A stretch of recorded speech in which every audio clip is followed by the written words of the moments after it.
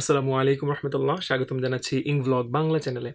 আজকে আমরা যে ফ্রেজগুলো শিখবো সেগুলো আমরা ব্যবহার করতে পারি যখন আমরা আমাদের কোনো কনভারসেশন, কথোপকথন খুব পোলাইটলি, খুব ভদ্রভাবে, নম্রভাবে আমরা শেষ করতে চাই।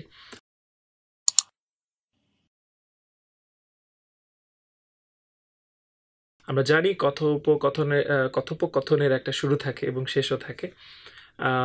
আমাদের এই শেষটা যেন সুন্দর হয়, অর্থাৎ আমরা যেন ভদ্রভাবে শেষ করতে পারি, সেজন্য আমরা এই ফ্রেজগুলো ব্যবহার করতে পারি। অনেক ফ্রেজ আছে, তার মধ্যে আজকে এটা বিগিনার্সদের জন্য মূলত, তাই 5টি ফ্রেজ নিয়ে আমরা সাজিয়েছি আজকের লেসন। তাহলে শুরু করছি। 5 ways to end conversation politely. Okay, number 1, it was nice chatting with you. So nice chatting with you অর্থাৎ আপনার সাথে কথা বলে বা তোমার সাথে কথা বলে, চ্যাট করে। এখানে চ্যাট মানে শুধু টেক্সট চ্যাটিং হবে, বিষয়টা কিন্তু সেরকম না সবসময়, হালকা কথাবার্তা বোঝায়। তা আপনার সাথে কথা বলে বা তোমার সাথে কথা বলে খুব ভালো লাগলো, আমি খুব খুশি হয়েছি। It was nice chatting with you, এটা বললে মানে অপরজন বুঝতে পারবে যে আপনি আসলে এখন কনভারসেশনটা শেষ করতে চাইছেন বা আপনি চলে যেতে চাইছেন, আপনার কাজ আছে, রাইট? খুব ভদ্রভাবে এটা বললে। সো আবার দেখবো, it was nice chatting with you, এখানে টকিং দেওয়া যাবে, nice talking to you. Okay, আচ্ছা, it was nice chatting with you. আচ্ছা, পরে আসছে well, it's getting late. So well, it's getting late. Well, আপনি কথা বলছেন হঠাৎ মধ্যে, it's getting late.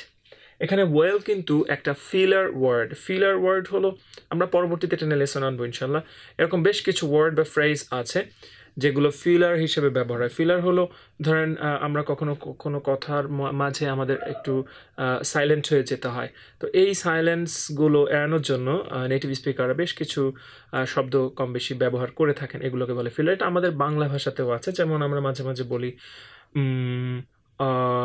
আসলে, এরকম বেশ কিছু শব্দ আছে, এগুলো আমাদের ভাষার ফিলার হিসেবে ব্যবহার হয়। ফিলার। আচ্ছা, তো এই ওয়েল এখানে কিন্তু একটা ফিলার, এবং ওয়েল শুধু ফিলার হিসেবে ব্যবহার হয় তা না, কখনো আমরা আমাদের কথার যে কি বলবো ধারা বা বিষয় বা টপিক আমরা একটু অন্যদিকে নেওয়ার জন্য কিন্তু আমরা ওয়েল ব্যবহার করতে পারি। যেমন আপনি একটা কথার মধ্যে ছিলেন, অনেক কথা, এর মাঝে আপনি বলছেন ওয়েল, টপিক ঘুরিয়ে দিলাম, ইটস গেটিং লেট, আমার দেরি হয়ে যাচ্ছে, it's getting late, right?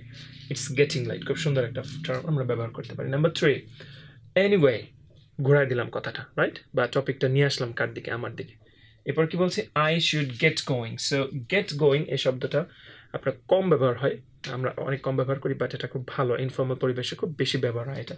So I should get going, আমার যেতে হচ্ছে, আমাকে যাওয়া উচিত, আমার যেতে হবে, এরকম বোঝায়। So anyway, I should get going, right? Number 4, sorry, I am sorry. এরপর আসছে but, I'm afraid I need to, এরপরে আপনি বলতে হবে I need to go, I need to run, I need to catch the bus or something else, আপনি যে কোনো একটা কিছু বলতে পারেন। So sorry but I'm afraid, এখানে দেখবেন একটা ফ্রেজ ব্যবহার হয়েছে, I'm afraid। খেয়াল রাখবেন, I'm afraid এখানে আপনি বলছেন না যে আপনি কিছুতে ভয় পাচ্ছেন, হ্যাঁ, আপনি ভূতের ভয় পাচ্ছেন, জম্বি দেখে ভয় পেয়েছেন।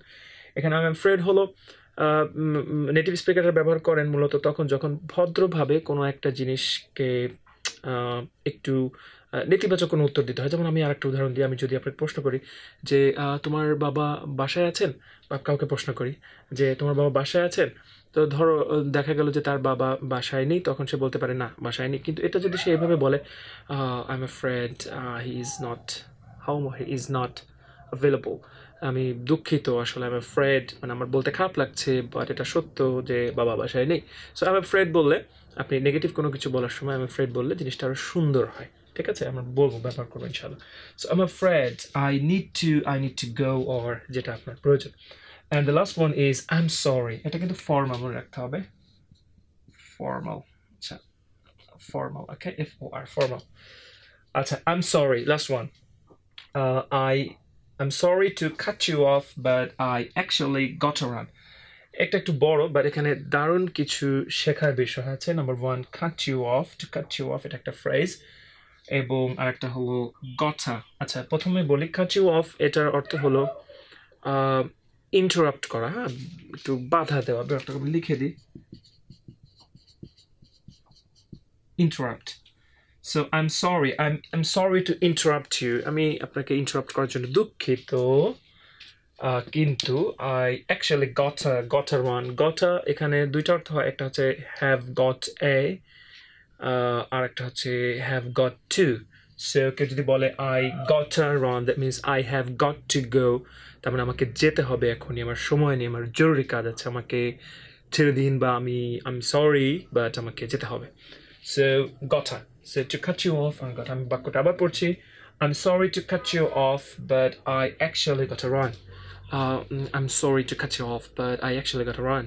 I'm sorry to cut you off, but I actually gotta run. এই বাক্যগুলো কিন্তু মোটামুটি একটু পরে পরে মুখস্থর মতো করে নিয়ে একটু চেষ্টা করবেন যেন যখন আমরা বলবো তখন যেন মুখস্থর মতো করে না বলি, তখন যেন মনে হয় যে আপনি যেন নিজ থেকে কথাগুলো বলছেন, আপনার বডি ল্যাঙ্গুয়েজের সাথে আপনার বলার ধরনের সাথে যেন একটা দারুণ একটা ম্যাচিং হয়, এটা মনে রাখতে হবে সবসময়। তো যাই হোক, এগুলো নিয়েও পরবর্তীতে লেসন আসবে ইনশাআল্লাহ। তো আমি আরেকবার পরে আসছি। It was nice chatting with you. Well, it's getting late. Anyway, I should get going. Sorry, but I'm afraid. I need to go. I need to run. And number 5, I'm sorry to cut you off, but I actually gotta run. So, এই ছিল আজকের lesson. আশা করি আমি বোঝাতে পেরেছি। লেসনটা যদি ভালো লেগে থাকে আমার চ্যানেল সাবস্ক্রাইব করতে পারেন, এবং এই একই লেসনের ইংরেজি ভার্সন দেখতে হলে ভিজিট করুন www.youtube.com/ingvlog, এই চ্যানেলটি। আপনাদের জন্য আরও লেসন নিয়ে আসছি ইনশাআল্লাহ। ভালো থাকবেন। আসসালামু আলাইকুম ওয়া রাহমাতুল্লাহ। Nice chatting with you. Okay. Well, it's getting late. Anyway, I should get going. Sorry, but I'm afraid I need to